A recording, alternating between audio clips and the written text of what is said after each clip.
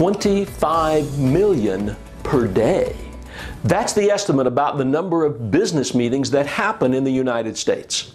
Add the other areas of your life like your professional associations, community volunteer activities, and even your family, and then multiply that number by the rest of the world, and well, you get the picture. A lot of time is spent in meetings. And most of that time, at least 50% by some studies, is wasted. Like it or not, meetings are a part of our organizational life, and the farther you move up the leadership ladder, the more time you devote to attending and leading meetings. Here's the news. In a world where everyone is being pushed and feeling stretched to accomplish more tomorrow than they did today, your ability to lead an effective meeting is a valuable tool to save time that could be used more effectively to accomplish other goals, to focus the energy, efforts, and resources for your team, and ultimately to create the catalyst for achieving more and better results.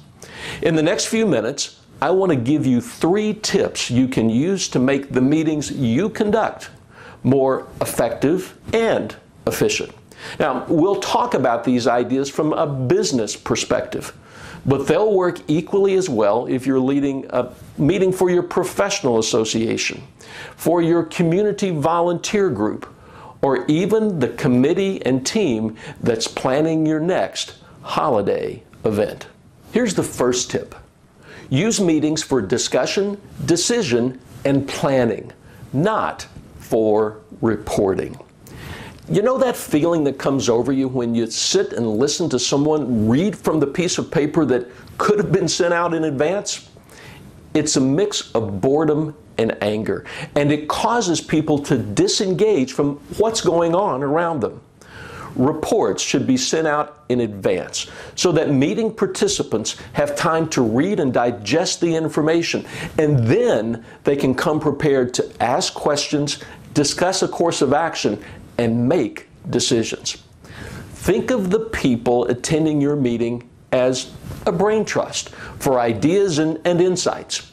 And do you really want to use that much brain power and experience listening to a report that could have been read? Here's tip 2. Craft and use an agenda for every meeting. Now, this seems obvious, but experience tells us that many leaders do a poor job at crafting and using a meeting agenda. They confuse a bullet item list of discussion topics, or worse, a few handwritten notes on a legal pad with an effective agenda, or they don't create any agenda at all. I've even seen a few leaders try to engage participants in creating an agenda once the meeting begins. Now, that can work if you're in an education session, but it's rarely effective in a business meeting. Here's a rule of thumb. A leader who wants to create an agenda on the fly is probably unprepared to lead that meeting. An effective meeting agenda should include these 3 features. 1, deliverables. 2, an action and discussion agenda. And 3, time commitments for the meeting. Deliverables are the desired outcomes for the meeting. Think of it as what you want to have accomplished at the end of your time together. Start planning your meeting by asking this question: what are the deliverables and outcomes we need to have accomplished at the end of our meeting? If the only thing on your list is the sharing of information, then maybe you don't need a meeting after all. The action and discussion agenda describes the specific outcome for that piece of the meeting. Now, the IRWA uses an agenda format that includes the background and desired action for each item.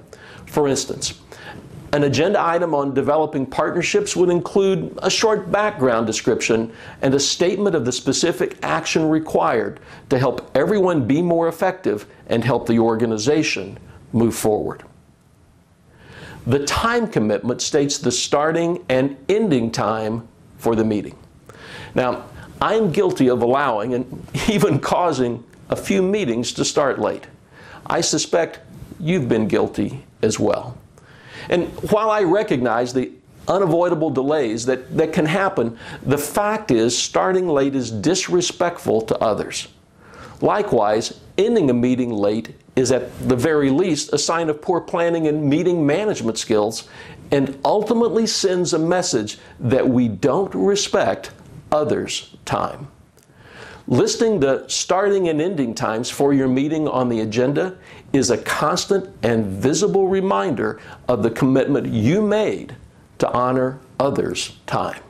And finally, here's tip 3. Clarify and restate decisions, assignments, and accountabilities at the end of the meeting. A client of mine once lamented that his staff was not following through on commitments and assignments made at meetings. So we analyzed the problem and found 2 causes. 1, he wasn't stating and clarifying the decisions, assignments, and accountabilities in the meeting. And 2, nothing was being sent in writing to confirm those decisions and expectations after the meeting. As a result, everyone was left assuming that they had a clear understanding about what was decided, who was responsible, and what the expectations were for future action.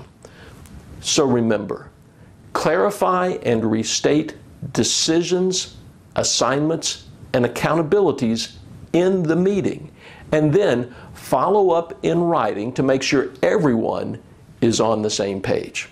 An effective meeting has clear and realistic deliverables, a well-crafted agenda, the right people in the meeting prepared to make the right decisions, high-quality outcomes and results, and clearly defined assignments, expectations, decisions, and accountabilities. Leading a meeting is a skill, and there are many other techniques you'll want to add to your toolbox, so keep learning and growing.